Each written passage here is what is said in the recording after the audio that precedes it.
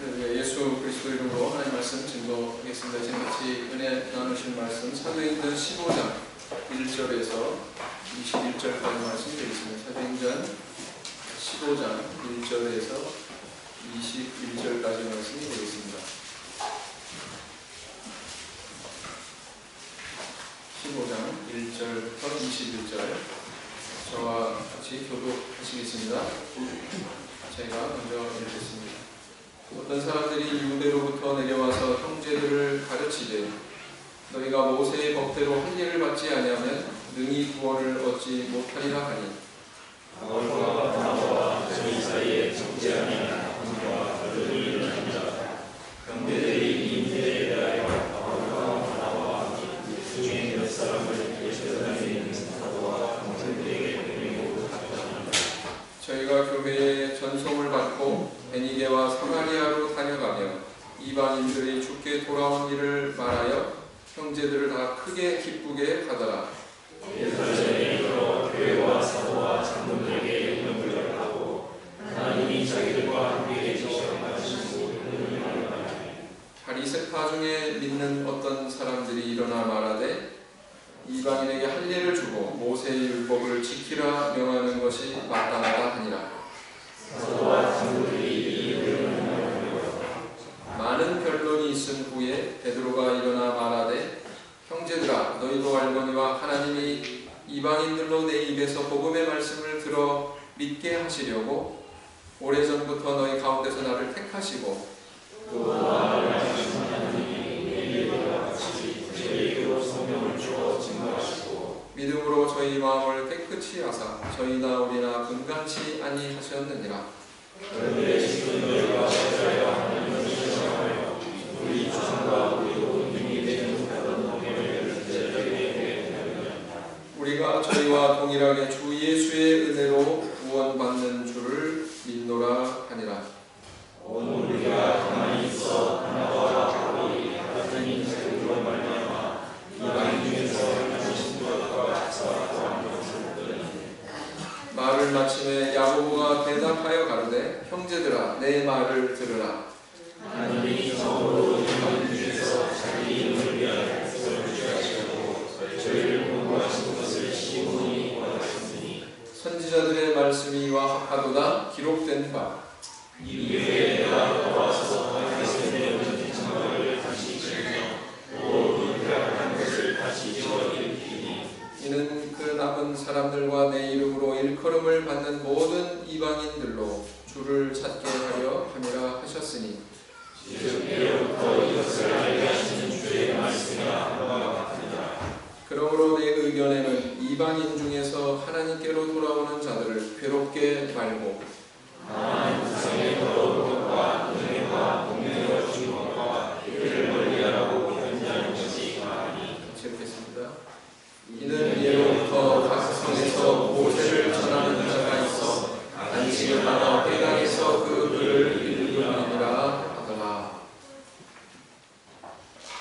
미국의 한 일간지에서 다음과 같은 실험을 했습니다. 그 실험은 어느 유명한 바이올린 연주자에게 지하철역에서 연주를 하게 했을 때에 사람들의 반응이 어떻게 나타나는가를 살피는 것이었습니다. 아주 유명한 연주자였고요. 큰 무대에 서는 사람이었습니다. 연주자가 45분 동안 연주를 하는 동안에 지하철역에는 수천 명의 사람들이 지나쳤지만 이 연주에 대해서 처음 주목하기 시작한 것은 연주하기 시작한 3분이 지난 후였습니다. 그 후에 한 중년의 남자가 걸음을 잠시 늦추는가 싶더니 그냥 자기 갈 길을 갔고요. 어떤 남자는 한 5분 동안을 유심히 지켜보더니 전화를 받고는 어디론가 떠났습니다. 그런데 한 3살쯤 먹은 아기가 쪼르르 달려오더니 그 연주를 유심히 듣더래요.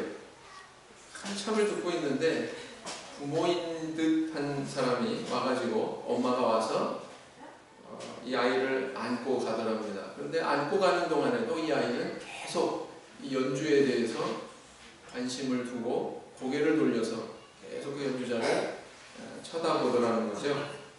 그렇게 45분의 연주가 끝났을 때 모자에는 32달러의 팁이 생겼고 그랬지만 지하철역에서는 박수 소리 하나 울려 퍼지지 않았답니다. 그런데 바로 이 연주자가 이틀 전에 미국의 보스턴이라고 하는 유명한 그 도시에 있는 대극장에서 무려 100달러의 티켓을 받으면서 한 공연이었습니다. 그 공연을 그대로, 그 곡 그대로, 그 다음에 그때 연주했던 4억짜리 바이올린을 그대로 사용해가지고 이것을 지하철역에서 연주를 했음에도 불구하고 아무도 그 가치를 알아보는 사람이 없었다. 다만 그 3살짜리 아이만이 정말 순수한 마음으로 그 음악에 매료돼서 깊은 관심을 나타내더라라는 거죠. 왜 이런 결과가 나올까요? 나중에 분석을 해보니까 사람들이 가지고 있는 고정관념, 선입견 때문이더라 라는 것입니다. 왜냐하면 큰 극장이 아닌 지하철역에서 연주하는 연주가의 솜씨는 별 볼 일 없을 것이다 라는 사람들의 인식이라는 거죠. 그런 인식이 이미 사람들 마음속에 자리 잡고 있으니까 똑같은 바이올린에 똑같은 명곡을 연주함에도 불구하고 거기에 대한 반응은 별로였다라는 것입니다.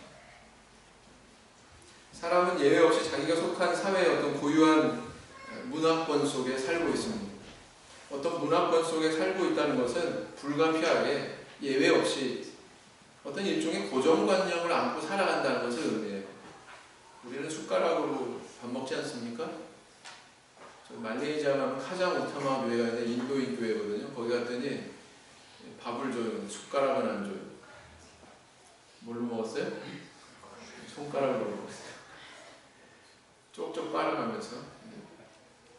우리는 참 불편하고 이상하지만 그 사람들은 그게 더 자연스러운 거죠. 그래서 이런 그 상식처럼 그렇게 여겨지더라도 우리가 다른 문화권에 가게 되면 이게 쉽게 깨지기도 해요. 이럴 수도 있구나. 내가 살아오던 세계와는 또 다른 세계가 있구나. 다른 생각을 하는 사람들이 있구나 라는 것을 깨닫게 되죠. 그래서 또 시간이 흘러가지고 새로운 시대가 되면 또 변화가 일어나기도 하고요. 그래서 과거에는 이렇게 생각했는데 또 이렇게 행동했는데 그게 아니구나. 저렇게 생각할 줄도 알고 변화됩니다. 변화되게 되어 있습니다. 그래서 과거에 그런 생각들이 한낱 고정관념이었다라는 것을 뒤늦게 깨닫게 되는 거죠. 그런데 이런 고정관념이 때로는 우리 신앙에도 깊은 영향을 끼칩니다. 예를 들어 볼까요? 천주교에서 성일을 토요일에서 일요일로 바꿨습니다. 그리고 나서는 2000년이 되도록 그것을 지키고 있죠. 지키고 있는 가운데 우리 한국 사회에서도 역시 마찬가지고 천주교와 개신교가 모두 이렇게 일요일을 성일로 알고서 지키다 보니 그 결과가 뭡니까? 불신자들조차도 예수 그리스도를 믿는 구교나 신교나 천주교나 개신교나 다 일요일에 교회 가니까 기독교의 성일은 언제나 일요일이다 라는 것을 그대로 인정합니다. 우리나라 같으면 이게 조금 더 불신자들에게 심화가 돼가지고 불신자들이 어떻게 생각하냐면은 일요일날 교회에 가지 않고 다른 요일에 가는 교회는 이상한 교회다. 이런 인식이 생겼을 것 같습니까? 가끔 매스컴을 통해서 우리가 접하는 그런 뉴스들을 통해서 볼 때 이단 사이비 교단이 사회에 물이 끼쳐가지고 뉴스를 타잖아요. 근데 보면 그 이단 사이비 종교가 성일을 뭘로 지켜요? 토요일로 지켜요. 그런 건이 몇 건 있었습니다. 그러다 보니까 불신자들 사이에서도 더 그런 생각이 심화된 게 아니냐, 그런 고정관념이 더욱 굳어진 것이 아니냐라는 것입니다. 그래서요, 불신자들도 아주 자신있게 토요일을 교회 간다면 고개 갸우뚱하면서 그 이상한 교회야, 이단 교회 아니야? 이단 소리가 나와 입에서 아주 서슴없이. 그렇지 그렇지 않습니까? 이것이 바로 우리가 어찌 보면 사람들이 고정관념을 가지고 있기 때문에 당할 수 있는 어떤 핍박의 상황이다, 이렇게 볼 수가 있습니다. 디모데후서 2장 15절 말씀을 보시겠습니다. 디모데후서 2장 15절 말씀.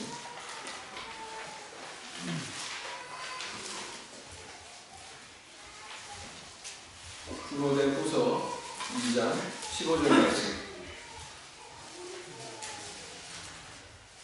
같이 읽겠습니다. 디모데후서 2장 15절 시작. 진리의 말씀으로 옳게 분별하여 부끄러울 것이 없는 일꾼으로 인정된 자로 자신을 하나님 앞에 드리기를 힘쓰라 그랬어요.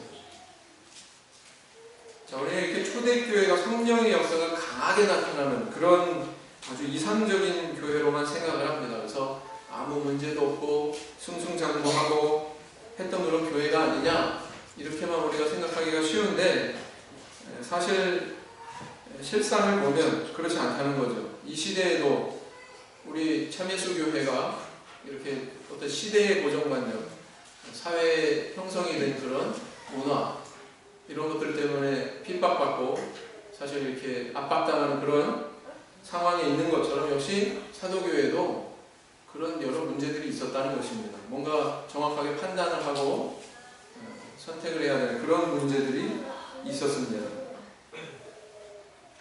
그래서 그 시대에 말하자면 구체적으로 언급을 할 것 같으면 그런 문제가 어떻게 나타났느냐, 바로 율법주의 신앙으로 나타났어요.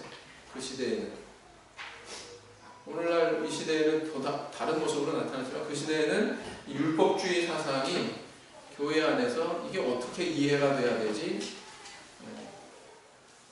가리마를 타야 되는 아주 그런 심각한 상황에 있었다라는 것입니다. 율법주의가 뭐냐? 그 시대의 율법주의란 한마디로 예수 믿는 것만으로는 충분하지 않고 예수님이 우리에게 베풀어 주신 그런 여러 은혜의 과정으로만은 충분하지 않고 모세의 율법까지도 지켜야만, 그것은 곧 유대교를 받아들이라는 걸 의미하는 거죠. 그것까지 지켜야만 구원이 보장된다는 그런 사상이 바로 율법주의 사상이었습니다. 그러니까 예수님 우리에게 주신 그 세례도 받고 유대교에서 이야기하는 할례도 받고, 그죠? 그래야만 구원이 보장된다, 이런 생각을 가진 사람들이 있었다는 거예요. 오늘날은 우리는 아무 문제가 없죠. 우리에게 그런 문제 있습니까? 없습니까? 우리에게는 없어요. 그러나 사도시대 때는 그런 문제가 있었다는 것입니다.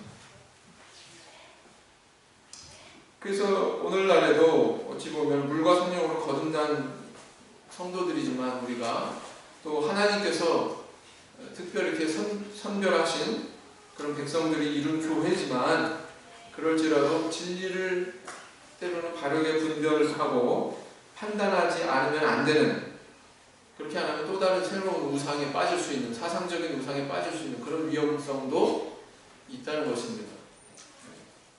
그래서 이 진리의 말씀을 옳게 분별하고 견고한 믿음의 반석에 서는 것, 굉장히 우리에게 중요한 문제다. 이제 말세에 점점 예수님 재림의 때가 가까운다면 진리적으로 굉장히 혼동되는, 혼란을 일으키는 그런 일들이 점점 더 늘어날 겁니다. 거기에 대해서 우리는 어떻게, 어떤 신앙의 자세로 대처할 것이냐, 굉장히 중요한 문제죠.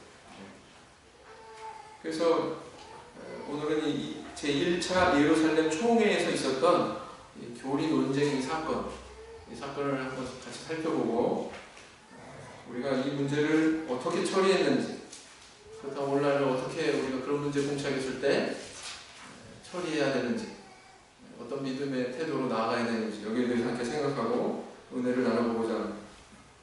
자, 본문의 내용은 읽어보신 대로 바로 이렇습니다. 바울과 바나바가 안디옥 교회에서 사역하고 있었어요.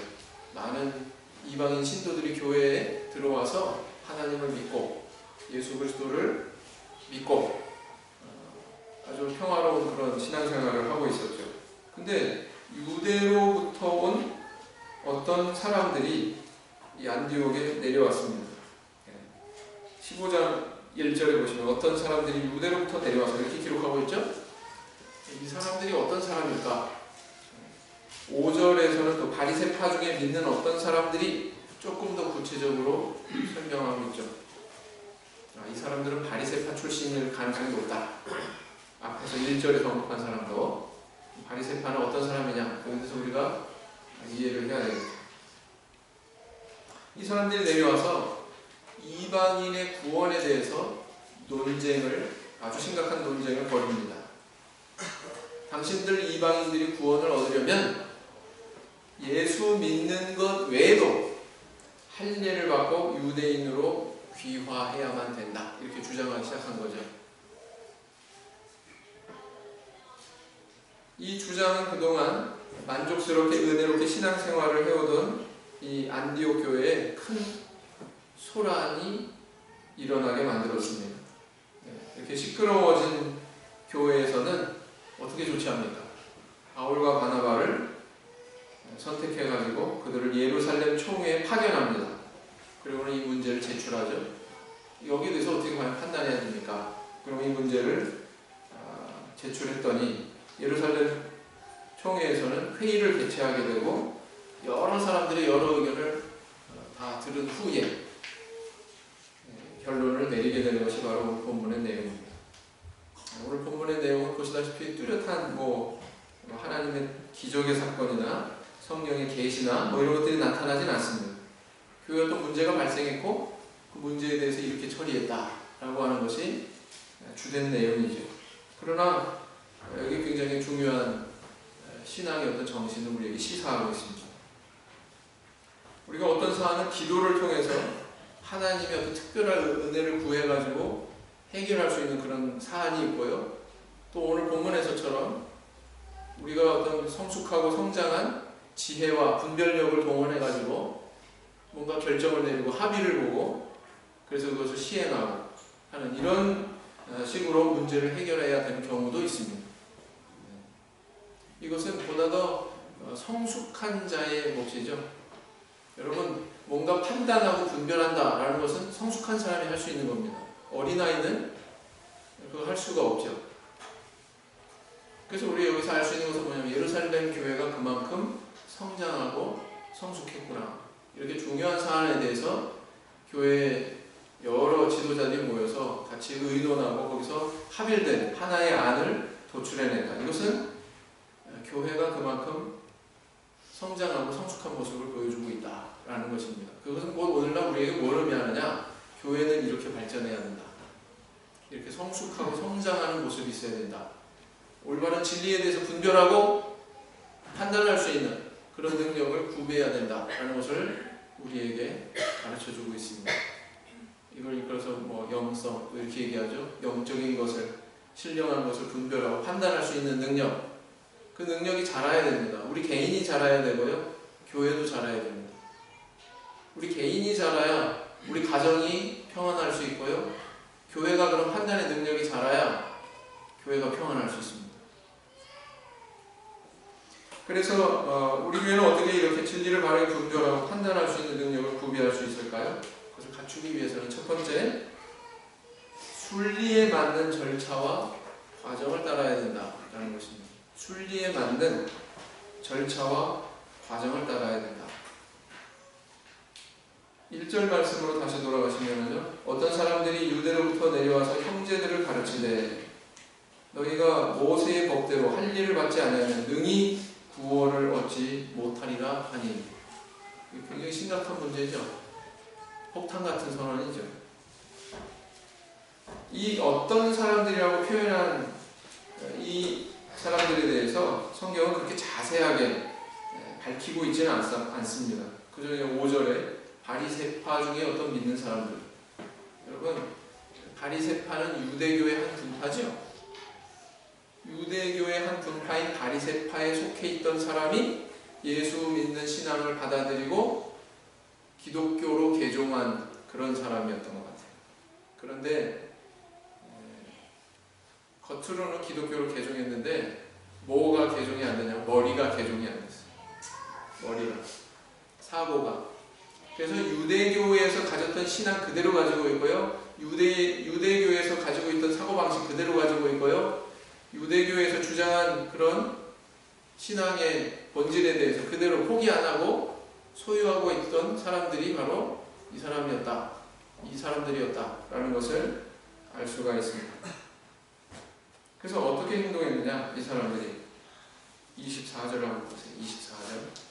오늘 읽지는 않았습니다만 24절에 보시면, 들은즉 우리 가운데서 어떤 사람들이 우리의 시킨 것도 없이 나가서 말로 너희를 괴롭게 하고 마음을 혹하게 한다 하리로. 요즘에요, 제가 눈이 약간 노안이 와가지고 자꾸 글을 읽게 되네요. 자, 여기 15장 24절에 보니까 이 어떤 사람들이 어떻게 행동했는지에 대해서 반영하고 있는데, 어떻게 행동했어요? 예루살렘 총회는 허접한 총회가 아니었어요. 시키고 안 시키고 이런 언급이 있는 걸로 보니까 총회에서는 공식적으로 누구한테 지시해서 어디 가서 뭐 하시오, 이럴 만한 어떤 행정의 권세를 행사하는 것을 알 수가 있습니다. 그죠? 우리의 시킨 것도 없이 그들이 갔다라는 의미는 그걸 반영하고 있습니다. 근데 이 어떤 사람들은 시킨 것도 없이 갔어요. 맞죠? 시킨 것도 없이 간 사람들이에요. 그래서 시키지도 않았는데 스스로 안디옥 교회에 내려가고, 시키지도 않았는데 거기에서 교리 논쟁하고, 시키지도 않았는데 자기들의 주장을 막 필요하는 그런 일을 했던 사람들이 바로 이 사람들이었다라는 것입니다. 총회에서 공식적인 파견이 없는 사람들이었다라는 것입니다. 그런데 반면에 대조되는 인물이 있죠. 안디옥 교회의 사역자 누굽니까? 바울과 바나바. 그들은 어떻게 행동했습니까? 안디옥 교회 문제가 발생하니까 교회로부터 공적인 파송을 받습니다. 당신 둘이 가가지고 저 예루살렘 총회 가시오. 할 일 없이 갔습니까? 임무를 띄고 갔어요. 무슨 임무입니까? 우리에게 지금 이런 교리 논쟁이 있는데, 이런 문제가 있는데 해결해 주세요. 뭐가 옳고 그른지 가리마 타주세요. 그리고 거기다가 문제를 제출하지 않습니까? 여기서 뭘 할 수 있습니까? 이들은 공적인 결정과 뜻대로 움직이고 있어요. 교회 파송을 받아가지고 공식적으로 움직이고 있어요. 아주 대조되죠? 그런 공식적인 파송 없이 함부로 와가지고 자기 뜻대로 개인의 의사대로 하는 사람들과 공적인 그런 파송을 받고 공적으로 움직이는 바울과 바나바와 상반되지 않습니까? 그래서 성숙한 교회는 문제 해결 능력이 있다. 근데 그 문제 해결 능력 이전에 그것을 해결해가는 과정이 어떠해야 되느냐, 순리에 맞는 절차와 과정을 밟더라라는 거죠. 이건 진리가 중요한데 뭐 사적이고 공적이고 그게 무슨 상관이야? 그렇지 않습니다. 진리이기 때문에 그것을 추구하는 과정도, 그것을 분별하고 판단하는 과정도 순리에 맞아야 돼요. 절차와 과정이 있어야 됩니다. 교회의 여러 문제들이 해결되지 않고 표류하게 하는 많은 경우, 그 원인은 공식적인 과정을 밟지 않기 때문에 발생하는 경우가 많습니다. 그래서 교회가 질서 가운데에서 혼란 없이 치리되려면 이런 공식적인 절차와 과정이 뭐냐, 그거를 규명하고 그대로 밟아 나가는 것이 굉장히 중요하다.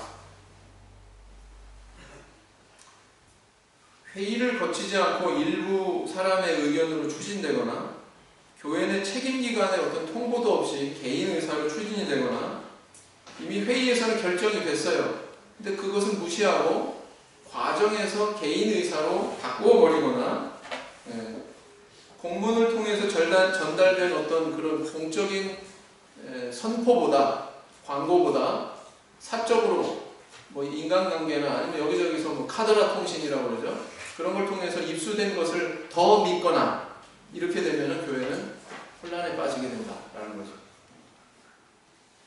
고린도전서 14장에 뭐라고 했습니까? 우리 하나님은 질서의 하나님이고 어지러움의 하나님이 아니다, 이렇게 말씀하고 있습니다. 그 뭘 의미합니까? 그래서 얘기하는 게 뭐예요? 너희들 가운데 성령의 은사가 있더라도 차소를 따라서 한 사람씩 일어나서 해라. 그러니까 여기서 저기서 막 왕왕거리지 말고 한 사람씩 일어나서 차소를 따라서 해라. 이렇게 보면하지 않습니까?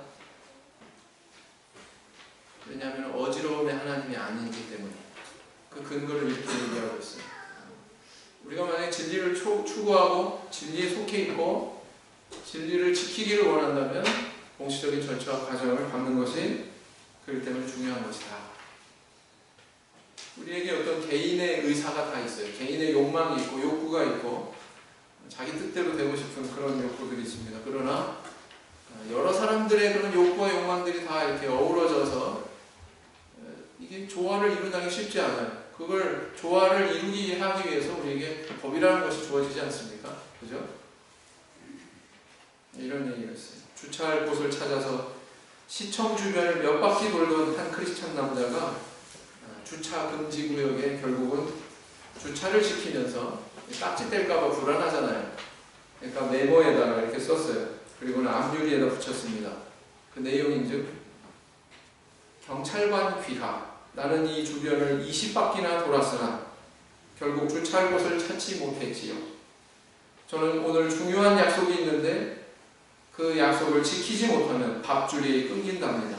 그러니 제발 나의 죄를 사하여 주옵소서. 한참 용모를 마치고 이 사람이 돌아왔을 때 차 앞유리에 주차 위반 딱지와 더불어서 메모지가 하나 남겨져 있는 것을 발견을 했습니다. 거기에 기록되어 있기를 차주에게 나는 이 주변을 20년이나 돌았지요. 만약 내가 주차 위반 딱지를 떼지 않으면 제 밥줄이 끊긴답니다.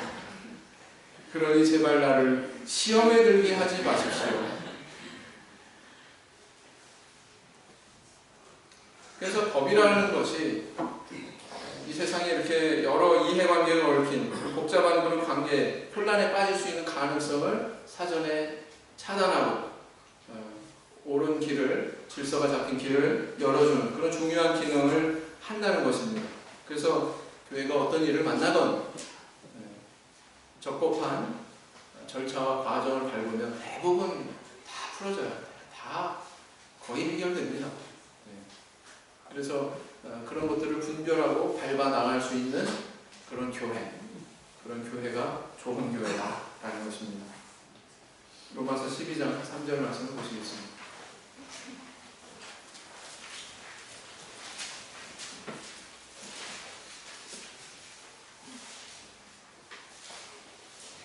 (12장 3절) 말씀 같이 읽겠습니다.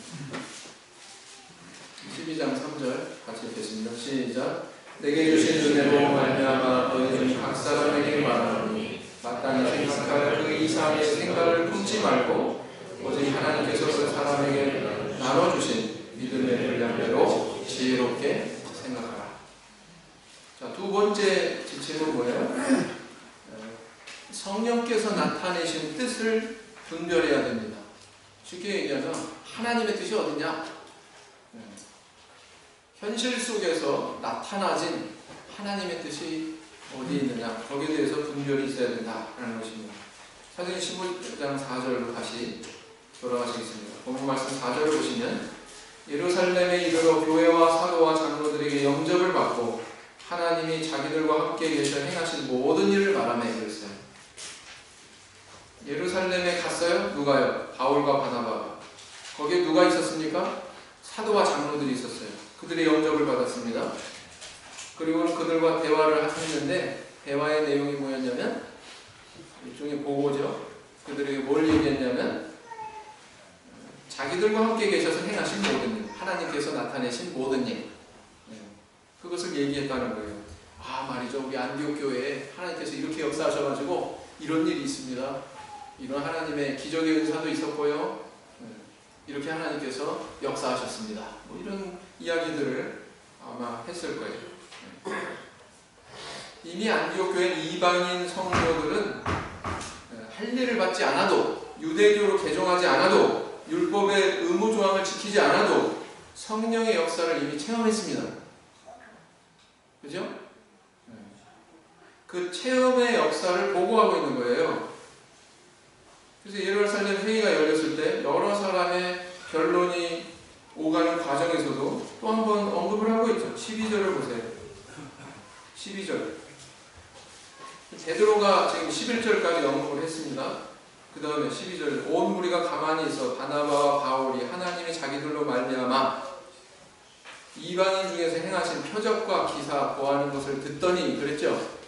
재방송합니다. 이제 재방송해요. 바울과 바나바가 실질적으로 회의 시간에 그 앞에서 도착하자마자 이야기했던 걸 다시 또 재방송하고 있는 거예요. 말하자면 이게 도대체 뭘 의미하느냐. 그들은 유대교도로 귀화하지도 않았는데 할례받지도 않았는데 성령의 역사가 이렇게 나타났다. 그걸 지금 언급을 하고 있죠. 뿐만 아니라 베드로 사도가 또 발언을 합니다. 그 내용이 7절에서 9절까지 나와 있죠. 7절에서 11절까지인데 7절에서 9절까지만 보겠습니다. 많은 변론이 있은 후에 베드로가 일어나 말하되 형제들아 너희도 알거니와 하나님이 이방인들로 내 입에서 복음의 말씀을 들어 믿게 하시려고 오래전부터 너희 가운데서 나를 택하시고 또 마음을 아시는 하나님이 우리에게와 같이 저희에게도 성령을 주어 증거하시고 믿음으로 저희 마음을 깨끗이 하사 저희나 우리나 분간치 아니하셨느니라 그랬어요. 고넬료가 누구에 의해서 전도받습니까? 고넬료 기억나시나요? 그 이름을 기억하십니까? 고넬료 직업이 뭐예요? 이다니아데라 하는 군대에 여기까지 얘기했으면 나와야죠. 백부장이죠. 100명의 군사를 거느리는 군대 장교죠. 근데 이 사람은 유대인이 아니에요. 이방인이었습니다. 그 이방인의 가정에 가는 것도 꺼리는 것이 본래 유대인들의 행위였는데 보편적인 유대인들의 나타내는 행위였는데 근데 거기까지 방문했고 거기서 말씀 증거하다가 성령을 먼저 받아버렸어요. 그 내용이 10장에 걸쳐서 나옵니다. 11장은 무슨 내용입니까? 부수적인 다른 내용도 있지만 11장에서는 내가 왜 고넬료한테 세례를 줄 수밖에 없었느냐에 대한 변명하는 내용이에요. 베드로 사도가 변명하는 내용이에요. 그러면 15장에서 대두된 이 문제는 이미 10장, 11장부터 간접적으로 다루어지고 있다는 것을 의미합니다. 고넬료 가정, 이방인의 가정이 전도된 것은요, 그것은 베드로가 이 15장에서 이 발언을 하는 것과 긴밀하게 연결되어 있습니다. 더구나 거기에는 할례받은 유대인 신자들이 이방인들에게도 성령 부어 주심을 인하여 논란이 이런 식으로 표현하고 있어요. 할례받은 유대인 신자들, 그냥 성도들 이렇게 표현 안 한다니까요. 할례받은 유대인 신자들, 유대교 출신의 신자들 이렇게 얘기합니다. 그래서 이 진리 논쟁 문제가 사실은 10장부터 계속 잠재되면서 어디 가서 지금 터지고 있는 거예요? 15장에 가서 터지고 있는 거예요. 근데 거기서 결정적인 발언을 하는 베드로가 만약에 고넬료 가정에서 이 경험이 없었다면 이런 발언 안 했겠죠. 그 경험이 있으니까 이방인들도 우리가 동일하게 성령 받았는데 우리랑 분간하지 않으셨는데, 다시 말하면 할례받은 유대인 신자들하고 분간하지 않으셨는데 그 의미죠. 그래서 유대인 출신이나 이방인 출신이나 예수 믿고 기독교인이 됐으면 그걸로 충분하지 다른 멍에를 메울 이유가 없다. 이게 베드로 사도가 이야기한 요지입니다. 자, 그러면 여기서 우리는 이 베드로나 아니면 이 사도 예루살렘 총회가 뭘 주목하고 뭘 기준 삼고 있는지에 대해서 알 수가 있죠. 뭘 기준 삼고 있습니까? 하나님께서 역사하셨다. 이방인에게도 하나님께서 이방인들을 받아주셨다라는 걸 뭘 기준으로 판단하고 있습니다. 성령을 주셨다. 그죠? 그들에게도 성령을 주셨다. 성령은 누가 주세요? 사람이 줘요? 김세한 목자가 안수해서 김세한 목자가 주는 겁니까? 누가 주세요? 성령은 하나님이 주시는 거예요. 하나님이 주신다는 것은 하나님의 의지가 있다는 거예요. 이 사람에게 성령을 줬다는 얘기는. 내 백성을 삼겠다. 구원받을 내 백성을 삼겠다. 그 의지 아닙니까? 네. 그러니까 11장에서도 베드로가 내가 누구간데 하나님을 맡겠느냐? 그래서 난 세례 줬다. 그랬더니 예루살렘에 있는 장로들이 그래? 그러면 인정해야지. 이러고서 상황이 종료됩니다. 11장에. 뭘 기준으로 판단하고 있어요? 성령을 기준으로 판단하고 있구나 라는 것을 알 수가 있습니다. 오늘날에는 이 기준도 유효합니다. 하나님은 오늘날에도 사도시대와 동일한 성령을 주시기 때문에. 사도시대 성령하고 오늘 우리 받는 성령 똑같아요? 안 똑같아요? 그 성령을 주시는 의미도 역시 뭐예요? 우리가 같은 기준으로 삼을 수 있다라는 것입니다. 성령님의 유무가 그 사람에 대한 하나님의 의지를 판별하는 기준이 될 수 있다. 이런 뜻입니다. 구체적으로 얘기하면. 초등학생, 중학생 이런 학생들 가운데 혼자서 우리 교회 나오는 그런 학생들 같은 경우 세례를 줘야 될까요? 말아야 될까요? 과거의 경험상 엄청나게 많은 세례를 베풀었지만 그렇게 어렸을 때 세례 줘가지고 우리 교회 부모가 안 믿어요. 다 안 나와요. 혼자만 나와요. 그런 아이에게 세례 줘가지고 남아있는 사람 별로 없죠. 뭘 기준으로 세례 구원받게 하려면 언젠가 세례를 줘야 될 거 아니에요. 그게 중학생 때가 적절하다. 고등학생 때가 적절하다. 대학생 때가 적절하다. 이것도 저것도 아무것도 아니다. 어떻게 줘야 될까요? 네? 지금 제가 다 다뤘잖아요. 지금. 이 아이가 성령 받았으면 세례 줘야 되겠죠? 네, 그때만 유일하게 허락이 됩니다. 제 판단이 그렇습니다. 성경의 정신의 일각에서 판단해 볼 때 제 판단이 그래요. 왜? 성령을 받았다는 것은 첫째, 이 아이가 하나님에 대한 인지 능력이 있다 없다? 있다. 첫 번째는. 두 번째, 하나님께서 성령 주셨으니까 이 아이에 대한, 이 학생에 대한 하나님의 구원의 의지가 반영이 됐다 안 됐다? 됐다. 그러니까 줄 수 있는 거예요. 비록 부모가 다 안 나온다 할지라도. 그죠? 네. 그것이 바로 성경적인 판단의 근거가 아닌가 생각을 해봅니다. 그래서 이렇게 성령께서 나타내신 뜻을 우리가 살펴보면 거기서 하나님의 뜻을 읽어낼 수 있다. 하나님의 뜻은 우리가 중요한 결정을 하는데 굉장히 큰 영향을 미칠 수 있는 요소죠. 네. 다른 어떤 합리적인 이론이나 이런 것도 다 무마시킬 수 있는 중요한 사실이다. 단순하지만 중요한 사실이다 라는 것입니다. 고린도전서 2장 13절 말씀 보시겠습니다.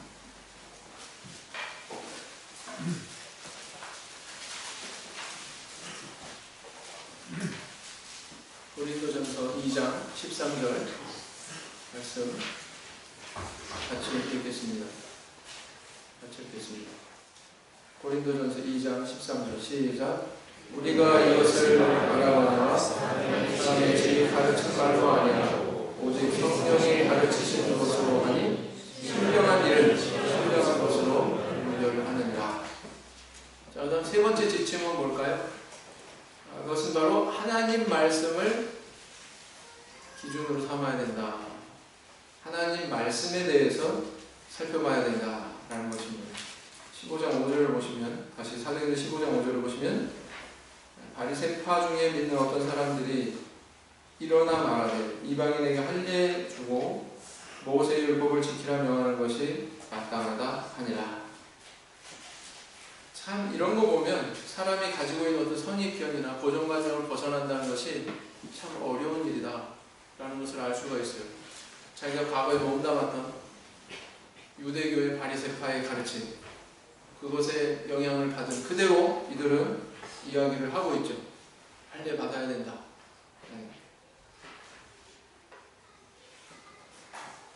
구약의 율법은 오늘날 신약시대의 성도들에게 어떤 의미가 있을까요?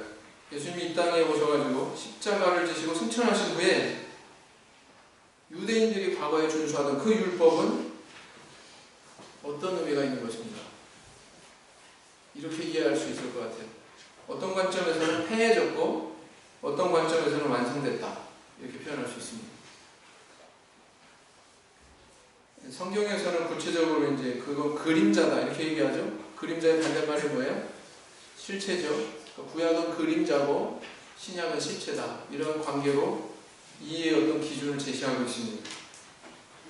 쉽게 얘기하면 가령 제사나 절기 등 이런 걸 지킬 필요가 있어요? 없어요? 소, 양, 염소 이런 거 끌고 가서 제사 지내는 거 할 수 있어요? 없어요? 할 필요 있어요? 없어요? 있습니까? 없습니까? 그건 그림자예요. 실체는 뭡니까? 예수님이 소, 양, 염소가 아닌 자기 자신의 육신을 제물로 삼으셔서 직접 온전한 온 인류사에 단 한 번으로 모든 것들을 다 만족시킬 수 있는 그런 제사를 드렸죠. 온전한 제사를 드렸죠. 그게 실체예요. 그러니까 우리는 더 이상 제사 지낼 필요가 없습니다. 그 다음에 오순절이니 유월절이니 이런 절기 지킬 필요 있습니까? 없습니까? 그건 지금에 와서는 유대인들의 문화로 전락이 됐어요. 지금 지킬 필요가 없습니다. 왜? 유월절 누가 완성하셨어요? 유월절에 양 잡는 거 예수님 대신 잡히셨고요. 그 다음에 그 피로 인해서 문설주와 임방에 발라가지고 뭐예요? 저주가 넘어간 것처럼 예수 그리스도의 피로 우리를 향한 저주가 넘어가 버렸고요. 실체에서 완성이 됐기 때문에 이거는 필요가 없는 겁니다. 오순절 지킬 필요 있나요? 그 절기 지킬 필요 있습니까? 그것은 하나님께서 성령 강림을 통해서 우리에게 영적으로 실현해 주셨어요. 성취해 주셨어요.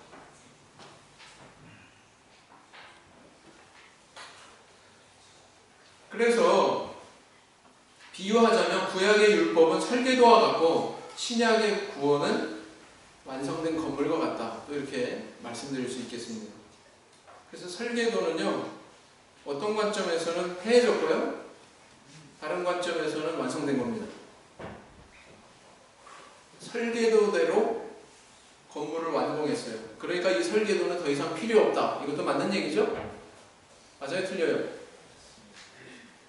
건물이 완성되었기 때문에 이 설계도는 완성이 됐다. 이것도 맞아요? 틀려요? 맞습니까? 틀립니까? 설계도대로 완성됐잖아요. 예수님의 말씀 한번 생각해 볼 수가 있죠. 내가 율법을 폐하러 온 것이 아니요. 어떻게 하러 왔다? 온전케 하려고 오셨다. 완성하려고 오셨다. 말씀하지 않으셨습니까? 그렇습니다. 그래서 이 설계도에 대해서 어떤 관점에서는 폐했다. 다른 관점에서는 완성했다. 이게 둘로 표현할 수 있는 것처럼 구약의 율법과 신약의 예수님의 구원의 은혜는 바로 그런 관계다라는 것입니다. 그런데 생각해 보세요. 이미 할례 받았어요. 과거에 유대교도였습니다. 근데 기독교가 진짜인가 보다 받아들여가지고 이제 세례를 받았어요. 세례와 대비가 되는 구약의 그림자가 뭡니까? 신약의 세례와 대비가 되는 구약의 그림자가 뭐예요? 유대인이 유대인 되게 하는, 기독교인이 기독교인 되게 하는 세례에 대해서 유대인이 유대인 되게 하는 뭐예요? 할례잖아요. 할례. 근데 이 바리새파 중에 어떤 사람들이 이렇게 들고 나온 거예요. 할례 받아야 된다. 이러고. 그죠? 이게 얼마나 모순됩니까? 마치 두 신을 섬기는 것 같아요. 두 개의 종교를 다 믿는 것 같아요. 하루는 저기 교회 갔다가 다른 날은 저기 절간에 갔다가 그런 거랑 똑같은 거잖아요. 그죠? 좀 극단적으로 얘기하자면 그렇다 해요. 모든 발언이 다 나왔어요. 모든 변론이 다 나온 다음에 예루살렘 총회의 의장격이라고 볼 수 있는 주의 형제 야고보가 어떻게 얘기하고 있습니까? 15장 15절에 보시면은 15장 15절에 보시면 선지자들의 말씀이 이와 합하도다. 기록된 바 그랬어요. 기록된 바. 16절부터 18절까지가 하나님 말씀이죠. 구약 말씀이죠. 시편에 있는 말씀을 인용하더니 고로 이렇게 결정하자. 우상의 더러운 것과 음행과 목매어 죽인 것과 피를 멀리하라고만 편지를 써서 보내자. 여기서 편지는 오늘날 비유하자면 공문입니다. 공문. 예루살렘 총회는 공문도 보내는 총회였어요. 허접했겠죠. 그러나 공문 정도는 보내는 총회였다. 그래서 이렇게 해결을 하고 있습니다. 공식적인 절차를 밟았습니다. 또 성령께서 역사하심에 대해서 주목했습니다. 마지막으로 하나님 말씀에 이러이러하게 기록되어 있으니 이방인들에게도 이런 구원을 하나님이 미리 예정하시고 가지고 계셨다는 것을 우리는 깨달을 수가 있다. 그러니 우리가 이렇게 결정하자라고 결론을 맺고 있거든요. 진리를 분별하고 올바르게 판단하고 있는 예루살렘 총회를 우리는 발견하게 되죠. 그래서 교회에 어떤 문제가 발생하건 이런 지침을 우리가 따라서 밟아나간다면 예루살렘 총회가 그런 혼란의 위기를 극복했던 것처럼 우리 교회도 오늘날 등이 모든 혼란의 문제 극복할 수 있을 것으로 믿습니다. 그런 성숙하고 성장된 분별의 능력을 구비하는 우리 개인뿐만 아니라 우리 교회가 되기를 예수님 이름으로 기원드립니다. 묵상 기도하시겠습니다.